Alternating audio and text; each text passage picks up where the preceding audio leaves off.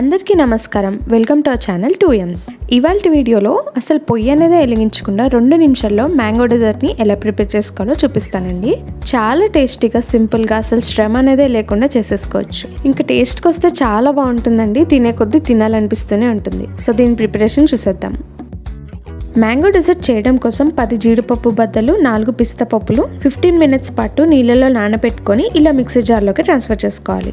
తర్వాత 2 బ్రెడ్ స్లైసెస్ని ముక్కలు చేసి మిక్సీలోకి యాడ్ చేసుకోవాలి. తర్వాత చిన్న గ్లాస్ పాలను తీసుకోండి. ఇక్కడ పచ్చవే వేసాను. అలాగే 2 స్పూన్ల షుగర్ కూడా యాడ్ చేసేసుకోవాలి. వీటి తర్వాత 3 బాదం పప్పులు, కొన్ని కిస్మిస్లు వేసి బాగా మిక్సీ పట్టండి.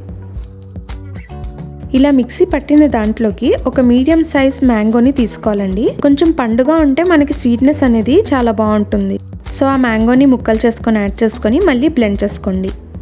ఇక్కడ మామిడికాయ బంగినపల్లి తీసుకున్నాను. మీ దగ్గర రసాలు దొరికినా వాటిని కూడా వాడుకోవచ్చు. సో మామిడి ముక్కలు వేసి మిక్సీ పట్టాక పేస్ట్ అనేది ఇలా సాఫ్ట్గా ఉంటుంది.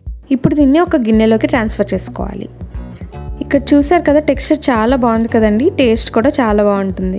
సో లాస్ట్కి ఈ మ్యాంగో డెజర్ట్ మీద బాదం పప్పు, పిస్తా పప్పు పలుకులు వేసుకోండి. అలాగే మీ దగ్గర ఎండిన గులాబీ రేకులు ఉన్నా వాటిని వేసుకోండి. దాని టేస్ట్ చాలా బాగుంటుంది.